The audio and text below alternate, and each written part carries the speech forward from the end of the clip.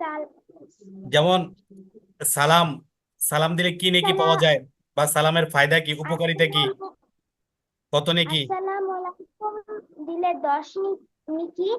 আসসালামু আলাইকুম রহমাতুল্লাহি দিলে 20 নিকি। আসসালামু আলাইকুম রহমাতুল্লাহি ওয়া বারাকাতুহু বলে 30 নিকি। 20-এর পরে কত? জি, ওয়াবারাকাতু বলে কত নেকি? 30 নিকি। 30 নেকি, মাশাল্লাহ। শুধু আসসালামু আলাইকুম বলে 10 নেকি, এর সাথে ওয়ারহমাতুল্লাহি এটা বৃদ্ধি করলে 20 নেকি, আর যদি আমরা ওয়াবারাকাতু এটা বৃদ্ধি করি তাহলে 30 নেকি। মাশাল্লাহ। আর সালাম দিতে হবে কিভাবে? সালাম দেওয়ার সময় আসসালামু, মিমের পেশটাকে স্পষ্টভাবে উচ্চারণ করতে হবে। এরপরে আলাইকুম, আসসালামু আলাইকুম, আইনের, হ্যাঁ, আইন হরফটাকে সঠিক স্থান থেকে উচ্চারণ করতে হবে। অর্থাৎ এভাবে আসসালামু আলাইকুম, সালাম আলাইকুম এভাবে না। অনেকে দেখবা এভাবে সালাম দেয় যে সালাম আলাইকুম, ঠিক আছে, আসসালামু আলাইকুম এভাবে না, সুন্দর করে দিতে হবে সহি শুদ্ধভাবে। আসসালামু আলাইকুম, বলো তো একবার। আসসালামু আলাইকুম। আসসালামু আলাইকুম। আসসালামু আলাইকুম। আচ্ছা বলো তো এটার অর্থ কি? আহ,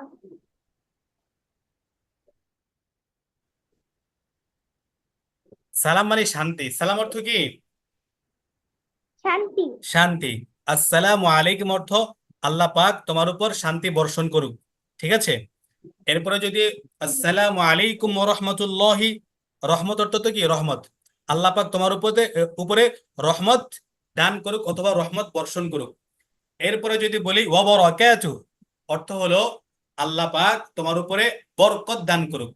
অর্থাৎ আসসালামু আলাইকুম ওয়া রাহমাতুল্লাহি ওয়া বারাকাতু, পুরোটার অর্থ হবে এভাবে যে আল্লাহ পাক তোমার উপরে শান্তি, রহমত এবং বরকত দান করুক। সুবহানাল্লাহ।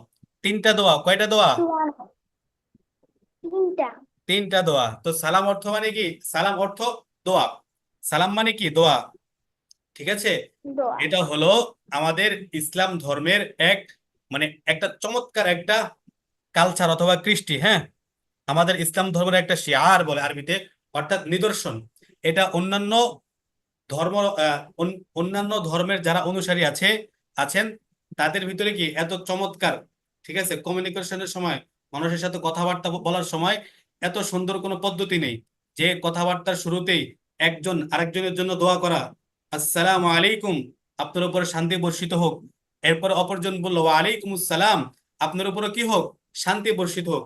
তো এত চমৎকার একটা দোয়া, এটা অন্যান্য ধর্মের যারা অনুসারী আছে তাদের এটা নেই। বুঝতে পেরেছো? তো এটা জি। মূলত এটার উৎস কোন জায়গায় থেকে তোমার মনে আছে? সালামের উৎস বা সালাম কোথা থেকে শুরু হয়েছে বলেছিলাম? আহ, গলা, ঠোঁট। আহ, আমাদের আদি পিতা হজরত আদম আলাইহিস সালাম থেকে সালামের সূচনা হয়, ঠিক না? ও। হ্যাঁ, হজরত আদম আলাইহিস সালামকে আল্লাহ পাক যখন পরিপূর্ণভাবে বানিয়েছেন, বানানোর পরে আল্লাহ পাক তাকে বলেন তুমি ওইখানে যাও, ওইখানে আমার ফেরেশতারা আছে, তুমি ফেরেশতাদের সাথে গিয়ে কথাবার্তা বলো, সাক্ষাৎ করো। তো যখন হজরত আদম আলাইহিস সালাম ফেরেশতাদের কাছে যান, গিয়ে তো সাথে সাথে কথা বলতে পারেন না, যেহেতু প্রথম সাক্ষাৎ। তো উনি তাদেরকে গিয়ে বলে আসসালামু আলাইকুম ওয়া রাহমাতুল্লাহ। এরপর আল্লাহ পাক তাকে বলেন আজকে থেকে পৃথিবীতে তোমার যত সন্তান আসবে, অর্থাৎ তোমার যত সন্তান আসবে, বংশ আসবে, সবার জন্য এটা কি হবে? সাক্ষাতের প্রথম বাণী হবে কি আসসালামু আলাইকুম ওয়া রাহমাতুল্লাহ। অর্থাৎ হজরত আদম আলাইহিস সালাম থেকে কি হয়?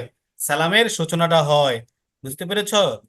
আর আমাদের প্রিয় নবীজি তো সালাম অনেক, হ্যাঁ, ব্যাপকভাবে দিতেন, ছোটদেরকে দিতেন, বড়দেরকে দিতেন, সবাইকে দিতেন, এমনকি ছোট ছোট বাচ্চাদেরকেও দিতেন। বুঝতে পেরেছো?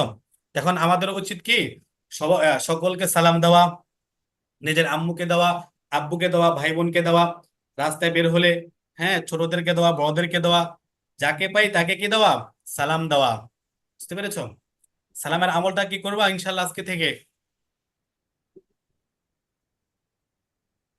আজকে থেকে সালামটা কি দিবা সবাইকে? জি, বলা ইনশাআল্লাহ। ইনশাল্লাহ। ইনশাআল্লাহ, হ্যাঁ। সালাম দিলে কি ফায়দা? এক নম্বরে তো বললাম নেকি পাইবা, ঠিক আছে? নেকি, জি, নেকি তো এখন আমরা মনে করো দেখতে পাবো না, দুনিয়াতে দেখতে পাবো কত নেকি পাচ্ছি, না, হ্যাঁ, কত সওয়াব পাচ্ছি এখন আমরা দেখতে পাবো না, ঠিক আছে? কিন্তু এর বিপরীতে যদি আমাদেরকে টাকা দেওয়া হতো যে সালাম দিলে 3 লাখ করে টাকা দিব, ওইটা আমরা দেখতে পেতাম না, তাহলে আমরা বেশি বেশি করে সালাম দিতাম। আমরা নেকি যেহেতু দেখতে পাই না, এজন্য আমরা সালাম দিতে এতটা আগ্রহ বোধ করি না। কিন্তু এই নেকিটা আমরা তখনই দেখব যখন আমরা আল্লাহ পাকের মুখোমুখি হব, অর্থাৎ আখেরাতে। কবে? আখেরাতে, মৃত্যুর পরে, ঠিক না? আখিরাতে। জি, হুম। যেমন কেউ যদি বিদেশ থেকে টাকা পাঠায়, কিসের মাধ্যমে পাঠায়? ব্যাংকের মাধ্যমে, না? সে বিদেশে কামাই হুম, করে, কামাই করে করে ব্যাংকের মাধ্যমে টাকা পাঠায়, আর সেই টাকা দিয়ে তার বাবা, তার মা, তার স্ত্রীরা কি করে? সেই টাকা দিয়ে মনে করো বাড়ি করে, হ্যাঁ, গাড়ি কিনে, কত কিছু করে, না? এরপরে সে যখন প্রবাস থেকে আসে, বিদেশ থেকে আসে, সে তখন কি দেখতে পায়? যে তার আহ, পরিশ্রমের পয়সা দিয়ে কি করেছে? গাড়ি করেছে, বাড়ি করেছে, হ্যাঁ, ক্ষেত খামার করেছে। সে তখন দেখে কি হয়ে যায়? খুশি হয়ে যায়। তো অনুরূপ আর দুনিয়া মাজরাতুল আখিরাহ, দুনিয়া হলো আখিরাতের জন্য কি ক্ষেতের মতো বা ক্ষেত স্বরূপ। আমরা যদি দুনিয়াতে এরকম নেকি কামাই, সওয়াব কামাই, তো যখন আমরা মারা যাব তখন আমরা দেখবো আমাদের নেকিগুলো, এই যে আমি যে আজকে সালাম দিলাম বা আমি যে আজকে এই আমলগুলো করলাম, এখন এগুলো কি নেকি দ্বারা ভরপুর। একবার সুবহানাল্লাহ বললে জান্নাত একটি গাছ হয়, কি হয়? একবার সুবহানাল্লাহ বলবা, জান্নাতে অনেক বিশাল একটা গাছ হবে। বুঝতে পেরেছো? বিশাল গাছ। সুবহানাল্লাহ। তো একবার সুবহানাল্লাহ বলে জান্নাতে একবার গাছ হয়, তো মানুষ যখন জান্নাতে গিয়ে দেখবে কত চমৎকার চমৎকার গাছ, কত চমৎকার চমৎকার বাগান, হ্যাঁ, কত চমৎকার চমৎকার ঘর, তখন সে আফসোস করবে, হায়, দুনিয়াতে আমি যদি আরো কিছু নেক কামাতাম, আরো কিছু আমল করতাম, তখন আফসোস করবে। বুঝতে পেরেছো? এই জন্য জি, দুনিয়াতে কি করা উচিত আমাদের? বেশি বেশি করে নেক কামাই করা উচিত, আল্লাহ পাকের সাথে সম্পর্ককে গাঢ় করা উচিত, মজবুত করা উচিত। বুঝতে পেরেছো? ওমা আল্লাহ, আল্লাহ পাক জি, বলেন পবিত্র কোরআনে, ওমা খালাকতুল জিন্না ওয়াল ইনসা ইল্লা লিয়াবুদুন, আল্লাহ পাক আমাদেরকে এবং জিনদেরকে সৃষ্টি করেছেন তার ইবাদত করার জন্যই। বুঝতে পেরেছো? আল্লাহ পাকের ইবাদত জি, করতে হবে। যেখানে আমরা থাকি না কেন, যা কিছুই আমরা করি না কেন, সব সময় এটা অন্তরে বিরাজমান রাখতে হবে যে একজন আমাকে দেখছেন, কোথা থেকে? আসমান থেকে। বুঝতে পেরেছো? অর্থাৎ জি, আল্লাহ পাকের স্মরণ সবসময় অন্তরে জাগরুক রাখতে হবে, ঠিক আছে?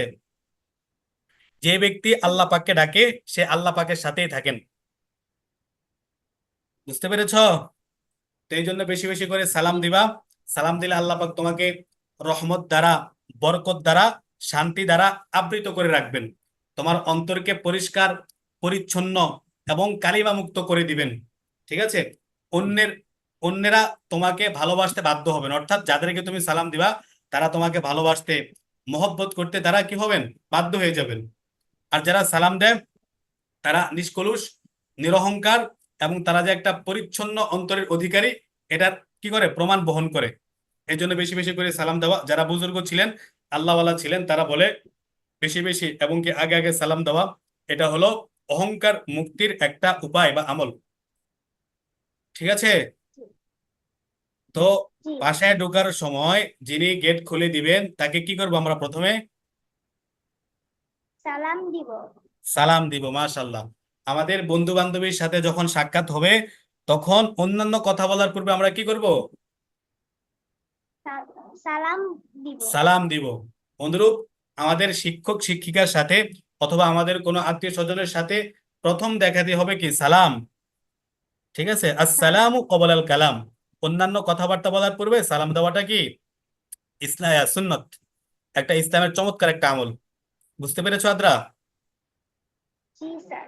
আচ্ছা, তার কিছু বলবো? আজকে আমাদের ক্লাস শেষ, এটাই। আজকে অন্য কিছু বলতাম সালামের ব্যাপারে, যেহেতু তোমার পরিপূর্ণ মনে নেই, এই জন্য আবার একটু স্মরণ করিয়ে দিলাম, ঠিক আছে? যাতে এটা আমলে পরিণত হয়, ঠিক আছে? আমল বলতে মানে কাজে, যাতে তুমি আবার আজকে থেকে কি করো, শুরু করে দাও সালাম। যেমন তোমরা এক বাসায় থাকো, এক রুমে যদি তোমার আব্বু আম্মু একসাথে থাকেন, তখন তাদের রুমে যখন যাইবা, তখন আসসালামু আলাইকুম বলে প্রবেশ করবা। আবার যদি তোমার এক রুমে তোমার ভাই থাকে, ওই রুমে যাওয়ার সময় কি বলবা? আসসালামু আলাইকুম রহমতুল্লাহ। ঘরের ভিতরে কি করবা? সালামের একটা রেওয়াজ অথবা একটা রীতি চালু করে দিবা। দেখবা ঘরের ভিতরে শান্তি এবং রহমত ভরে যাবে। বুঝতে পেরেছো? আচ্ছা, জি স্যার। তাহলে আজকে আমরা 4টি হরফ পড়লাম। আর পিছনের পড়া আলিফ থেকে আজকের 4টি সহ মোট আলিফ থেকে সিন পর্যন্ত তুমি পড়বা, প্লাস লিখে আমাকে দেখাবে ইনশাল্লাহ।